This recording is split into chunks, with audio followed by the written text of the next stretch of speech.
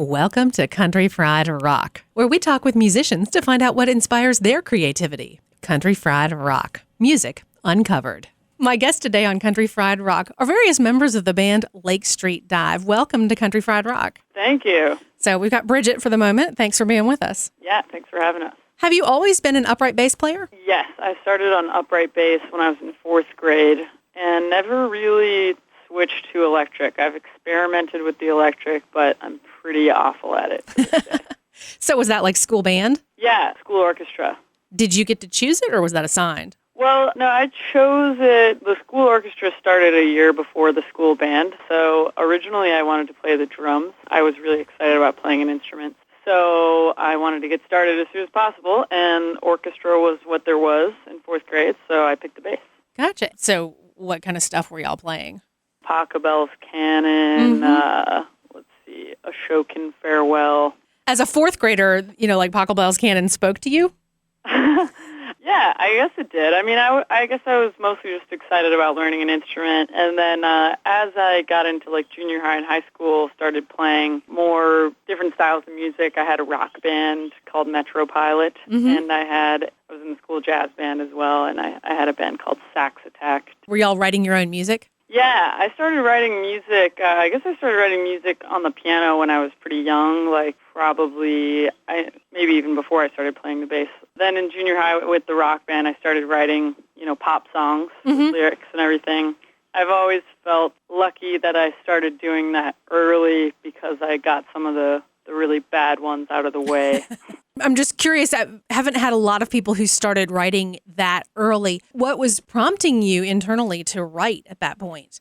I mean, I think I just was really into music. Like the youngest songs that I wrote, I was just kind of like sitting at the piano and liked coming up with things that sounded good to me, which is like to this day kind of the way that I approach songwriting is sitting down with an instrument and trying to come up with something that I would want to listen to myself. And so I think it was just the like excitement of experimentation and also of like coming up with something that sounded good to me and that I hear people humming and I'd hum to myself and I was like, wow, I invented that, Were you being influenced by things that you were listening to at that point, or was it always just something that came from inside?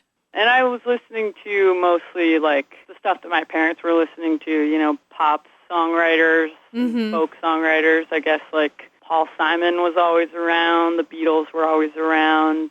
Probably there were some influences from, like, the top 40 radio stations that I was listening to, although I prefer not to claim them. There was also family support for creating music. Yeah, totally. Yeah, we all started taking piano lessons when we were in kindergarten, and we, sang in the church choir and stuff. So there was music around the house a lot. I think that's definitely an important factor in just, like, being excited about music and also having your ears develop sort of, like, without you even doing any work. You become a better musician if you're listening to music and it's around your environment. What kind of church choir? It's a Lutheran church, and actually my church had 3 or 4 separate choirs. There was, like, cherub choir, which was, I think, even pre-kindergarten, you could start singing in the church choir. And then there was junior choir, senior choir, choristers. And we would sing, like, I don't know, just things that were adapted for church choir. But there was, like, 4 parts. It was definitely a good introduction to, like, singing melodies. At what point did it become obvious to you that this was going to be what you were going to pursue? I guess it was, like, my main interest starting in junior high or high school. And I also, like, wanted to be a musician since I was very young. Again, like, as soon as I started playing, although it's, like, the sort of, at that time it was like saying I wanted to be a fireman or an astronaut. But, it just happened to be the thing that I clung to from, very young. And then, I went to college for English and for music. So, I mean, even at that point, I wasn't, like, totally sold that it was all going to work out. I think a big part of what helped me to make the jump to, like, being a professional musician was just meeting a lot of other professional musicians, like, through my college professors, just different musicians that I would go see playing around Boston and New York. There's definitely some, like, good role models that I would see. Mostly, I guess, peers that were slightly older than me where I was like, wow, you can really actually do this. With double majoring with English, did that influence the type of writing that you were doing?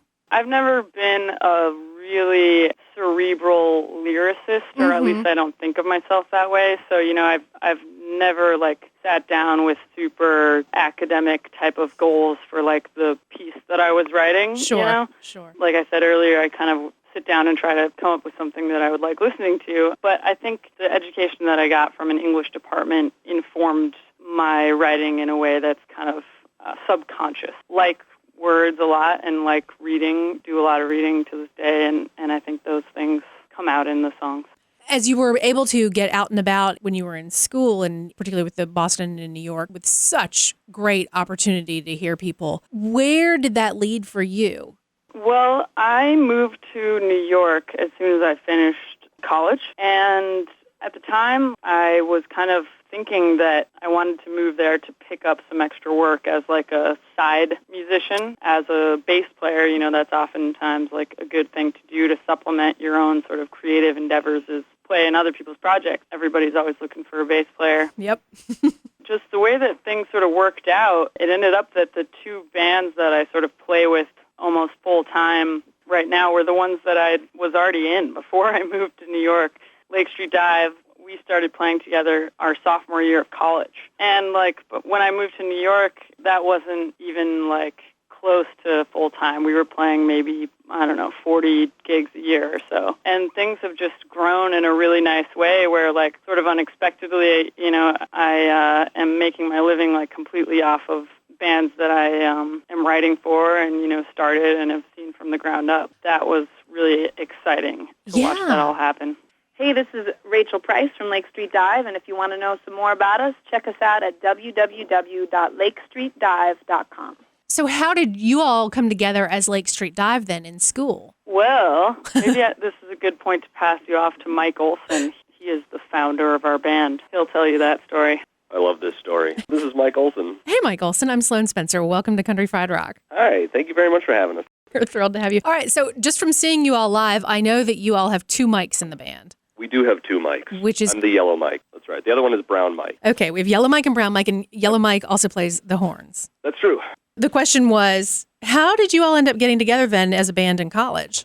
It was just totally it was more or less an accident. I knew all three of the other members as either friends or friends of friends. The really cool thing about NEC was that New England Conservatory, where we went to college, was that you could essentially walk up to anyone and say, hey, you want to play? And they would always say yes. That was really the coolest thing about it. That is cool. Yeah. So it was essentially just that, seeing them in the halls and saying, hey, when are you free to hang out and do some playing? We picked a room and sat down and just began. And it was pretty inauspicious, really, at the beginning, because it was kind of an odd instrumentation, drums, bass, trumpet, voice, and really, in all frankness, wasn't cool or good. And so it was, if I could somehow step through an ethereal door into the past and visit us that day with my thumbs up, I kind of wish I'd be able to do that, because there was no indication that we would be good in that first day or month or first year. So why did you keep at it? That's a good question.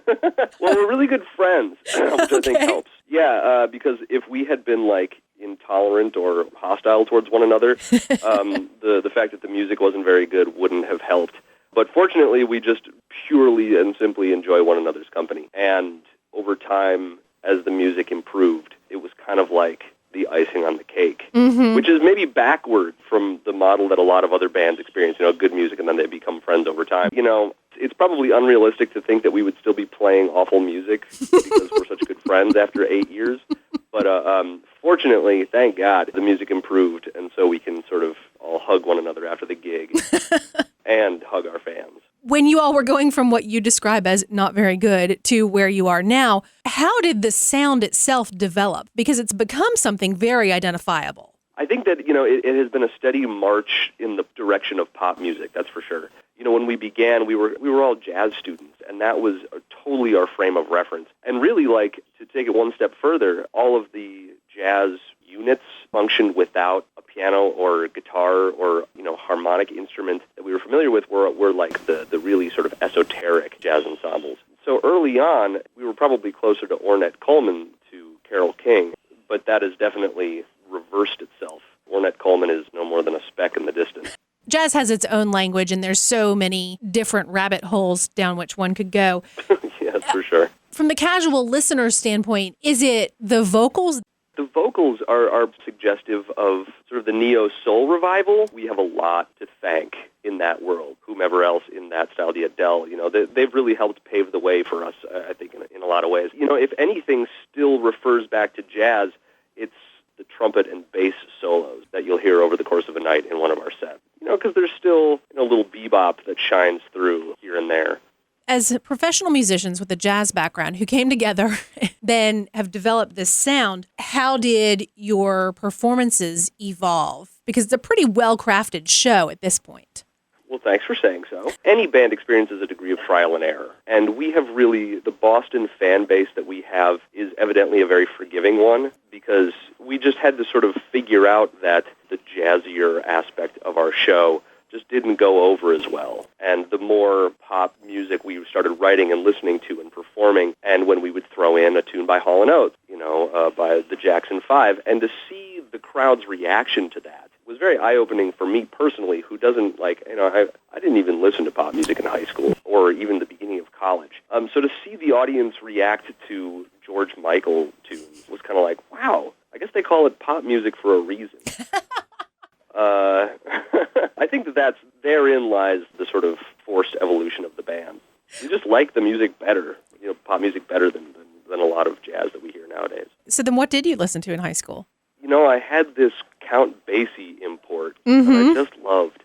It sounds so lame. Yeah, I was just, my dad played a lot of jazz in college and as an adult, and he and I would play duets together at home. He's a saxophone player. We would just play jazz, and so I was really into listening to Miles Davis, Chet Baker, and all these jazz guys. And it wasn't until I really started hanging out with the people in my band, specifically our drummer Mike Calabrese, who turned me on to David Bowie and a whole host of other 60s, 70s rock and roll artists. Wow, this stuff is also really cool and valuable and has a lot of artistic merit and harmonic diversity and all these things that I thought were just hallmarks of jazz. Watched MTV and I would totally turn my nose up at it. But there's no reason to, because it's as artistically and creatively satisfying, if you find the right band, as any jazz music. So did you all feel like you were shooting in the dark as you were evolving as a band, or was it even less than that? And it was more like, okay, this worked on this gig and this didn't, so next time let's try whatever. It's probably a combination of both. We didn't do a ton of playing, I guess, but we did a lot of sort of gigs over and over again at the same bars in Boston, so we were able to observe the change over time. But shooting in the dark is probably as accurate a description as any, especially as it applies to songwriting. I heard Bridget say that she got a lot of her bad tunes out of the way in high school. I had no such luxury, because the first songs that I wrote with words were for Lake Street Dive when we were all in college, and there were some real doozies. And so it has been a real, the blind leading the blind in a sense. How do those either become better songs or get weeded out when y'all are working as a group? They got weeded out when I, observed the laughter from the rest of the band as I would play a demo for them. Or I just got a scowl from Mike Calabrese. He doesn't agree with that necessarily. Personally, there's such a tradition coming from jazz, critical listening and transcription and stuff like this. And so I've applied a lot of that to some of my favorite pop records. Learning a song, analyzing it, and I do a lot of sort of modeling a tune after a tune that I love, saying, okay, it has this kind of progression, or it is this kind of wordplay, or a chorus, verse, verse, whatever, and just experimenting with songwriting in that way, and realizing what I like, what I'm, perhaps most successful with, what translates best to the band. It's been a long process figuring out what works the best. You go for structure. Frequently, yes. Structure, sure, is a big one. Also, thematic content. For the longest time, I didn't think I could write a song with the word love in it, because that sounded too cheesy to me. But then, you listen to some records, and every song has the word love in it. Right. That sort of thing. Just figuring out what works based on what has worked for people in the past. Sure. And so when did it start working for you? That's hard to say. Most recent record had some songs that I wrote that I thought were okay. I still, every once in a while, write a song I think is okay, and then sometimes write a song that I think, why did I do that? That's awful. So it's still, I would be really remiss in saying that the process is over. This is Rachel, Michael, Bridget, Mike. of Lake Street Dive, and you're listening to Country Fried Rock. When you all got to the point of the first recording, where were you all in your development and your songwriting interaction as a group? First one, that was our infancy. Totally. It's Bridget won a songwriting competition, so all of a sudden we were flush with cash and thought that, the best thing to do would be to record a record. I didn't know what we were going for in terms of production style, what we wanted to have the overall sound to be. We had these tunes, and they all made the record. We really didn't have that many songs, so there wasn't even which ones are best that we can choose from. Still thought that we had a big foot in the jazz door. That was such a learning procedure because we listen back and go, ooh, ah, oh, my feelings, ouch, that sort of thing. Yeah, we were babies. Sure. I'm going to pass you off to Mike Calabrese, our eloquent drummer. Perfect. It was nice to talk to you. Thank you. You too. Bye-bye. Bye, Mike. Hello. Hey, Mike. How are you? Good. How are you doing? I am well. I'm Sloane Spencer. Thanks for being on Country Fried Rock. Hey, Sloane. Thanks for having us. I already like you because you're a David Bowie fan. Oh, awesome. Yeah, I'm glad Mike brought that up. So which era of David Bowie? Definitely just past early Bowie. He released that sort of psychedelic folk rock album just entitled David Bowie. Mm-hmm. And then he did Space Oddity, yes. Right? And then I sort of love him starting with Hunky Dory, and I love Ziggy Stardust, of course. That's my favorite. Aladdin Sane is I'm trying to get into right now. I listened to it once before, and I was sort of scared by it. But Yellow Mike recently brought it up again, and I'm going to try. But I also love Young Americans. Yeah. That's also a favorite of mine. When Mike Olson and I were talking, he was talking about your first record as being baby steps or first steps. And I said, so as you all were getting ready to head in to make the next recording, what was it that you all knew as a group you wanted to bring to the process? Well, we knew that we wanted to solicit some help from a good friend of ours, Christopher McDonald, who we also went to school with. We knew him as not only a fantastic keyboard player, but a good recording engineer. And we knew he had a great ear and knew that his keyboard skills could also find their way onto the album. So we brought him in as sort of a producer, an engineer, and he ended up mixing the album. And that was definitely a step in the right direction because it was good to have a set of ears that were a third party. If we would necessarily get too attached to something, he'd be able to say, just calm down and let's try this. He was also very calm, which was nice, because making a record can be pretty stressful. So that was one of the changes we made. And so by working with someone with whom you were already familiar, how did that assist? It assisted us in being comfortable with the choices he would help us make because we trusted him, trusted his musicality, and knew he would be positive no matter what the situation was. It was a lifesaver to have him there because we were still, if I can continue the metaphor, adrift in a sea of ignorance, really, when it came to being in a studio. Having him there to sort of just set the tone and the mood and have us feel trustworthy of the process made us feel really good, and I think it opened us up in a lot of ways. In terms of defining your style, at what point did that come for you? For me, at least, I think it happened actually in the middle of making that record. I had always felt that, for lack of a better word, we tried to be funky sometimes. We definitely had the jazz thing, but, it was always my dream to especially when I was that age, to be in a funk band or a hip-hop band. And I think I sort of always tried to play grooves like that. And, it's sort of, as we introduced more rock and roll influences, it definitely started getting to that point.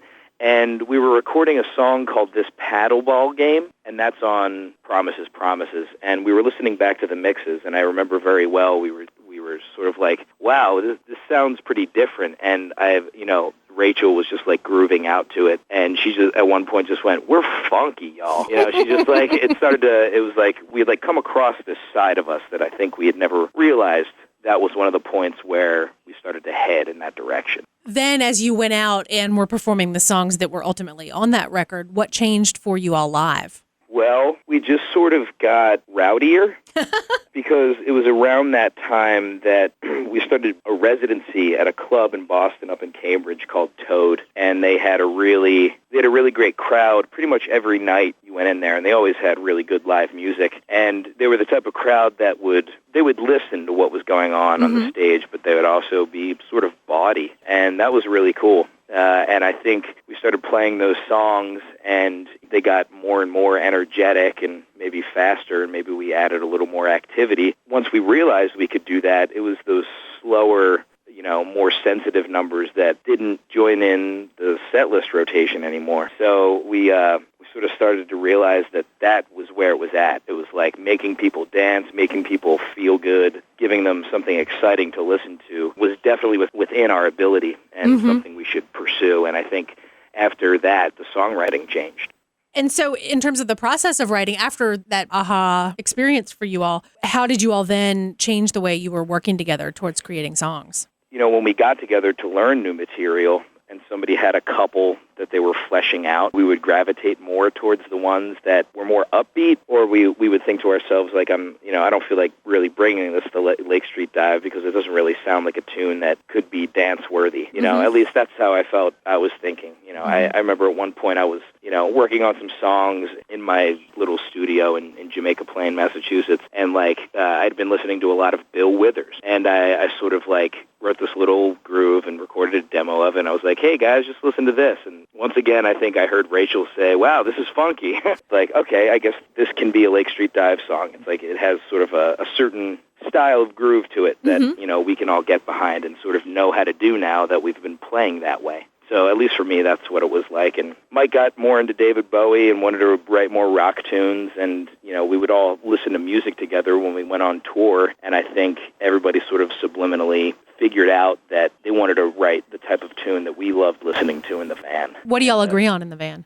Tons of stuff. We agree on the Beatles. We agree on Paul Simon. But we also agree on some more modern stuff, even more chilled out stuff. Like we like listening to Gillian Welch. We popped one of her albums in recently, and that was great. We also listen to people that we know personally, like Anais Mitchell, sort of the queen of the folk scene, as some people put it. And she's awesome and writes great tunes, and we like listening to that stuff. And she's pretty groovy, too. And we also love this band called Rubble Bucket, and they're straight up, we're an Afrobeat band, then went sort of in the direction of more like electronic production, but they still do it live really well, and it's like this funky dance band, and they're just unbelievable. We agree on a lot of different things. I think everyone in the band can agree when music is good, and that's sort of the only thing we care about. Hey, Sloane, it's Rachel Price from Lake Street Dive. All of you write for the band. We do. And how does that work? At this point, we've really gotten into making garage band demos, and I think we were doing that before. Now that when we're off the road, we're always away from each other. It's just gotten to the point where we use it more and send out emails to everybody. Because when we were in school, we would have time to get together and rehearse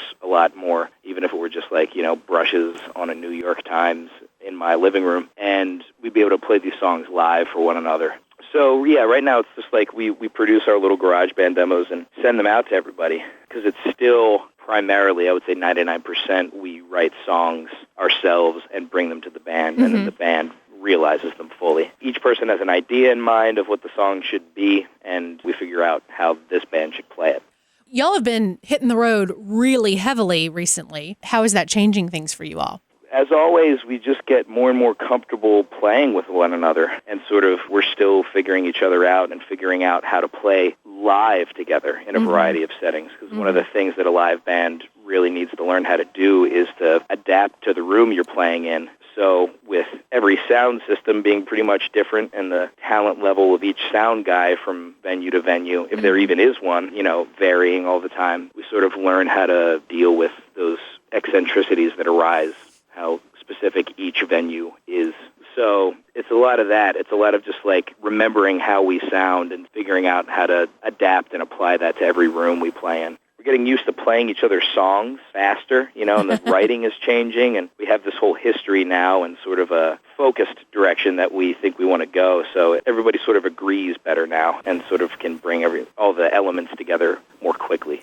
Where do you all see this heading in the near future? Well, we see it heading towards an album that we didn't really expect us to make. We actually heard from the head of our label this morning, and he said that he had been listening to these demos that we made recently. We came off of a tour and had some days off in Philadelphia where my parents live, and went down to the basement, threw together 12 new songs.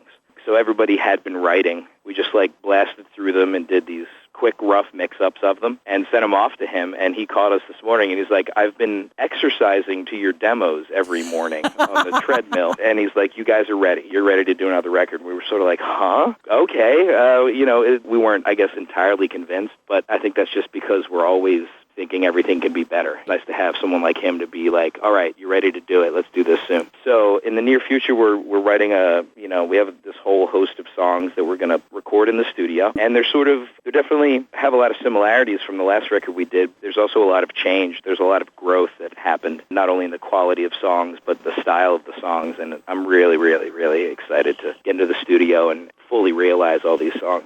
Hey, Sloane. Hey, Rachel, thank you so much. No problem. So we're now wrapped around to the fourth member of Lake Street Dive, Rachel Price. Thanks for being with us. It's good to be here. So we were just chatting and saying that, poof, looks like there's going to be another record happening. Yeah, we're all surprised. It's a great surprise for sure. Yeah. What is it that you all would like to bring to this next recording process? There's a lot. I mean, we've learned so much from the 3 records that we've recorded. Each time we've gone into a new recording session, we discuss at length how it can be better, how it can be different, how it can be more positive. And so we're basically just starting that discussion right now for this next record about how we want it to go down. We're really into the idea of living at the studio that we're recording at. So I think that that's definitely going to be something that we're going to be shooting for, finding some sort of secluded studio house situation where we can be there for a couple weeks and just, sleep, eat, and breathe recording. The tunes sound pretty different, so production is going to be a big process considering what we're going to want to put on each song and the sounds of each song. And I think we'd like more of a producer role in this next record, like a third party, a fifth party in this case. We kind of all co-produce, saying, giving us some real insight, somebody that we can really trust and might have a vision even greater than ours.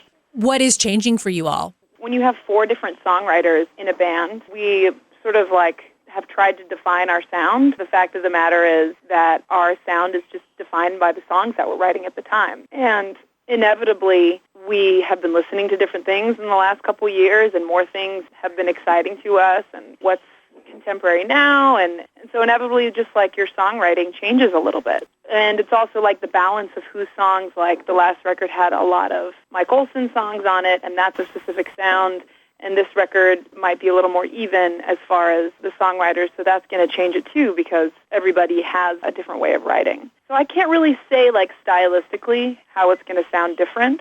The only thing I would say, the only secret thing is that I think it's a little more serious. We're pretty silly and whimsical with, lyrically, but it just seems like everyone's, is writing maybe more grown-up songs right now. There certainly will be a great amount of whimsy, but, I think there's some more love songs and that sort of thing. Well, so the one thing I didn't really get to ask about was your DVD. Oh, our DVD, yeah. Tell me about that, because I'm one of the people that is in the camp of, I really like your recordings, but I really like your performance. Thank you. This live album / concert film that we released wasn't super planned. Our really good friend and amazing musician, Greg List, plays banjo in Crooked Still. Now he has his own band called The Deadly Gentleman. Anyway, he is a man of many talents. And he started showing up at our gigs in various cities with his camera and being like, hey, I'm going to film you guys right now. And we were like, awesome, Greg, we love you. After he'd done that a few times, we'd watched the video and we were like, this looks really great. He was like, well, you guys are doing 2 nights at the Lizard Lounge, which is sort of like our home spot. We could play the Lizard Lounge every night of the week, we would. It's just it's our crowd. They know our music. They've been hearing us for the last 6 years play these songs. So he said, you're doing 2 nights, so I'm going to film you both nights. I'm going to have it professionally recorded, and then I'm going to have, a good friend mix and master it, and we're going to release it. And so basically we had nothing to do with it except the actual playing of the show. He just said, this is what's going to happen. This is what you guys need to do. And we said, absolutely. I think that was great because all we did was go in each night and play to, one of our funnest crowds and have a great time. At the same time, it was really well recorded, and then it was awesomely mixed and mastered. And the result was something that sounds as good as a recording, but it captures us live, because that's exactly what it is. I think that for us, it's been really positive because there are certain songs we just loved how they turned out. We love how they turn out live, and on recording, it's hard to really capture that. And a lot of our fans were just like, I love that there's a live recording of this song. The way you do it live really kills it. We are completely happy about it. We don't know if or when we'll make physical copies of it. Right now it's only available for a digital download, but I think we eventually will. I am excited to hear that this next record is going to happen sooner rather than later. That's pretty cool news. Yeah, we are too. Did we tell you about our upcoming EP release? No. So on May 22nd, we're releasing an EP, 6 songs. It's called Fun Machine. Features basically cover songs that we've been playing in our live shows since we've been a band, and we just figured it was time to get in the studio and record them. That's fun. Wonderful news for you all on this next record, and thanks a bunch. Safe travels and good luck to y'all. All right, thank you. Okay, bye-bye. Bye-bye. Country Fried Rock. Find the full playlist from this episode on countryfriedrock.org. Check us out on iTunes. No music, just talk. Our theme music is from The Full Tones. Our Country Fried Rock stinger is from Steve Soto and the Twisted Hearts. Country Fried Rock. Copyright 2012 by Lilypad Productions. All rights reserved. Ever he been helping us some country fried rock? Hey y'all, it's Sloane Spencer. Thanks so much for finding all these new old episodes of Country Fried Rock. I've got something completely different available these days called Sleep with Rock Stars. And it all started from a listener comment back in the very early days of Country Fried Rock who said, I slow these down to 75% and fall asleep to them. And I was like, well, over the years I started thinking about it, and I recently started Sleep with Rock Stars. It's the Gen X Sleep Podcast, and you can find it at sleepwithrockstars.com or your favorite podcast app.